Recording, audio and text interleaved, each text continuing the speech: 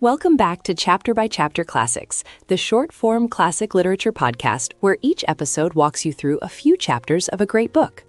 Previously in Pride and Prejudice, Mr. Collins arrived as an absurd suitor. Wickham charmed Elizabeth with his bitter tale against Darcy, and Charlotte's practical marriage to Collins contrasted sharply with Jane's sudden heartbreak over Bingley's departure.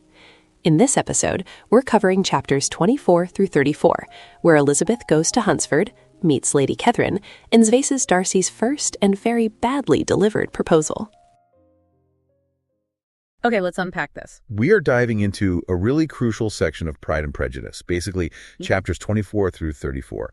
For you, the listener, this is where Elizabeth Bennet leaves the familiar chaos of Longbourn. And steps directly into a whole new world. Exactly. The intense, rigid social structures of a high aristocracy in Kent. So our mission today is to explore how this geographical shift, it acts like a massive social pressure cooker, doesn't it? It really does. It forces this violent, undeniable collision between Elizabeth's deeply held prejudices and the harsh realities of her world.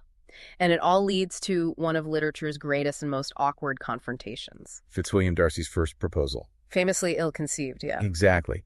The drama here, it builds slowly. You go from observing the uneasy truths of a pragmatic marriage. Ex-marriage. Right, through the suffocating grandeur of the wealthy elite. And it all culminates in Darcy making a declaration so condescending that it perfectly justifies Elizabeth's immediate fury. It's all about misunderstood pride and just staggering communication failure. So the journey begins with Elizabeth traveling to Kent. She's going to stay with her friend, Charlotte Lucas, who is now, of course, Mrs. Collins. And when we first meet Charlotte, she has made a choice that so many women of her era were forced to make. And that choice was purely pragmatic. Completely. Charlotte accepted Mr. Collins solely for what the novel calls the establishment. She knew, with this clear-eyed realism, that marriage was the only honorable provision for well-educated young women of small fortune. She needed to secure her future. So it's basically a transaction, a business decision wrapped in a wedding veil, isn't it? We see her living with the result. She's financially safe. The house is comfortable. But her husband's society is irksome. That's the word. Irksome. And that's the true cost of her security, isn't it? She finds her composure and, gets through her days by wisely choosing, as the text puts it, not to hear him. An immediate mental checkout. It is. She got her status, and now she just operates by creating this psychological distance from the man who gave it to her. Wait, if Charlotte is such a master strategist, why does she choose to actively not hear him? I mean, isn't that just trading one form of poverty, financial insecurity for, a really profound isolation? That's such a crucial insight. It's a survival tactic, sure, but it sounds painful. It reveals that securing the establishment was a guarantee of security, but not of peace. And certainly not happiness. For a woman with her limited options, emotional engagement was a luxury she just couldn't afford. She had to prioritize stability. And meanwhile, Mr. Collins is in his personal paradise. Oh, absolutely. He welcomes Elizabeth to his humble abode with this just over-the-top, ostentatious formality. But his pride is so flimsy, though, because it's all derivative. He swells with self-importance over his neat little garden in his house. Mm-hmm. But all of his self-esteem comes from his proximity to the mighty Rosings, which is, of course, his patroness's estate. And he just can't stop reminding Elizabeth of what she forfeited by refusing him, can he? He's constantly implying she should regret missing out on all this bliss. Even though we and Elizabeth see clearly that his happiness is tied to property and patronage, not affection, he genuinely thinks she's there witnessing his great success, not his pompous folly. And if Mr. Collins is sort of the shadow of the aristocracy, then the centerpiece of his world, and really the absolute focal point here, is Lady Catherine de Bourgh. This is where we encounter immense, unchallengeable, aristocratic authority. In full display. Yeah, she is the literal embodiment of entrenched class power. Our source material even points out that the characterization of Lady Catherine as overbearing is, quote, very faint indeed. Which is shocking. It is. It implies that 100 years ago, an earl's daughter with her kind of wealth and power had every opportunity to develop those less than agreeable characteristics to an even greater degree. She is the self-proclaimed Lady Bountiful. She doesn't just manage the estate, she governs the parish. She believes she has the divine right to dictate every detail of social life. Those famous dinners at Rosings are structured entirely around her. She monopolizes conversation, issues instructions. And expects total silent deference. It's a weekly performance of her own superiority. And Elizabeth is immediately put on trial. Immediately. Lady Catherine cross-examines her about her family, their education, their background. She's horrified by the lack of formality, asking, no governess. How is that possible? She even suggests that letting all 5 daughters out at once is a grave social error. And it's not just a personal judgment, right? It's a systemic critique. Oh, completely. Yeah. Lady Catherine genuinely believes she has the right to manage the education and social presentation of every respectable woman in her sphere. It perfectly illustrates how the aristocracy views propriety not just as behavior, but as a rigid system to be policed. And just to show how that power filters down, we have to talk about Mr. Collins's spectacular devotion again. It's incredible. He tells Lady Catherine that her daughter, Miss de Bourgh, who Elizabeth notes is a little creature, was born to be a duchess. Right. And insists she's far superior in beauty just because she has the mark of distinguished birth. It's such transparent sycophancy. He's so good at it. He really is. He excels at arranging elegant compliments, whether they are from the impulse of the moment or the result of previous study. You almost have to admire the commitment to being so perfectly insufferable. Okay, so Rosings becomes even more complicated and way more interesting when Fitzwilliam Darcy arrives. He is Lady Catherine's nephew, and he's traveling with his cousin, Colonel Fitzwilliam. And the general assumption is that Darcy is destined to marry the heiress, Miss de Bourgh, to unite the 2 estates. A marriage of pure property. But Darcy's arrival immediately changes the atmosphere at Hunsford. Elizabeth is surprised by his frequent visits to the parsonage. And he often drops by when he knows she'll be alone. Exactly. It's a subtle but definite change in his behavior. His focus is shifting entirely towards her. But Elizabeth is still so steeped in her prejudice against him that she just completely misinterprets his gaze.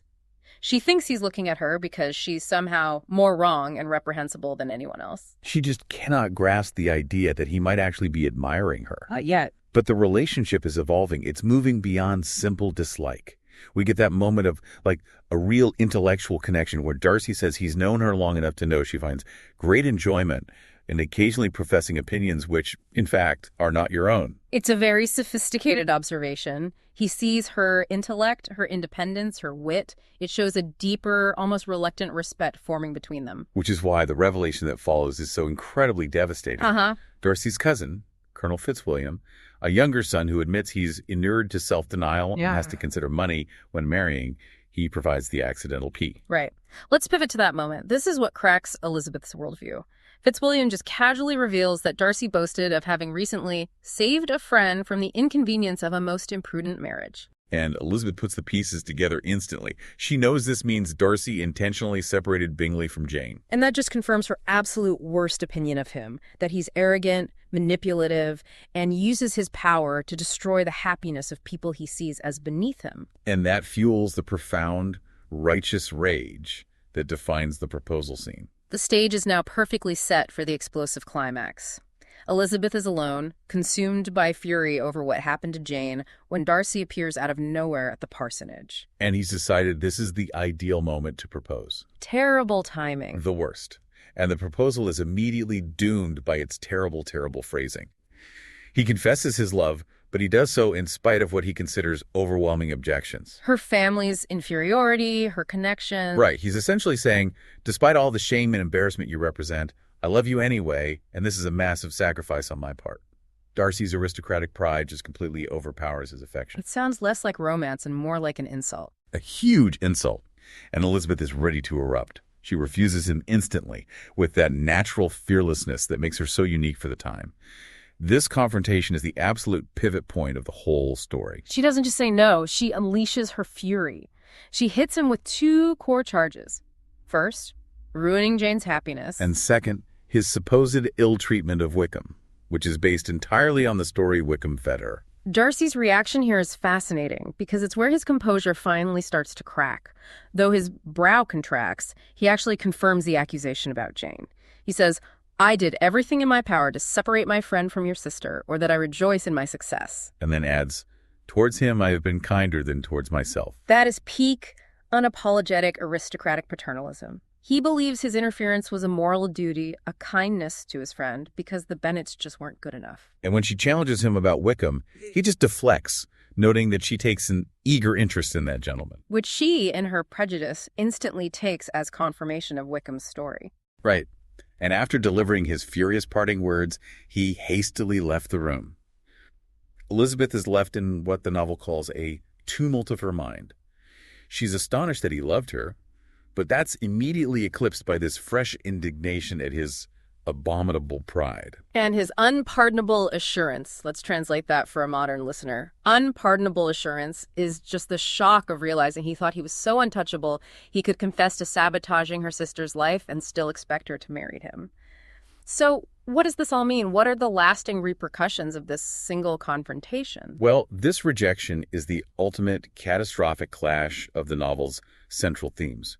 Darcy's aristocratic pride, which he admits was pampered from childhood, runs headfirst into Elizabeth's intellectual pride and her deep-seated prejudice against him. So her refusal is a seismic event for his entire self-concept. Completely. And Darcy's frank admission about Jane, it just confirms every negative thing Elizabeth ever thought about him. She believes her opinion is now settled, decided, and final. But it's not, is it? Not at all. This scene is the true beginning of the change for both of them. Elizabeth's scornful refusal is a severe shock to Darcy's identity. His pride is just utterly broken by her judgment. It forces him to recognize that his actions weren't a kindness to his friend, but deeply offensive and arrogant. Right. And that shock compels him to write the famous letter, which in turn will force Elizabeth to confront her own prejudice. Which brings us to our final thought. What power does one person's unshakable judgment hold over another's entire self-conception? We see a man whose identity rests on his superiority realize that his behavior is viewed as unpardonable assurance by the one person he truly admires. The social world he built around himself has been utterly shattered by a woman of inferior rank. That revolution, intellectual and emotional, that's the whole point of the story, and it starts right here. Those are chapters 24 through 34, the Hunsford visit, Lady Catherine's overbearing manners, and Darcy's first proposal, ending in a powerful rejection. In our next episode, we'll move into chapters 35 through 42, where Darcy's letter forces Elizabeth to rethink everything she thought she knew, and Lydia's choices begin to put the whole family's reputation at risk. Thanks for listening to Chapter by Chapter Classics. If this episode helped you follow the story, follow the show in your podcast app so you don't miss the next chapter. And if you're enjoying this series, please take a moment to rate the podcast or leave a short review. It really helps other readers and students find the show.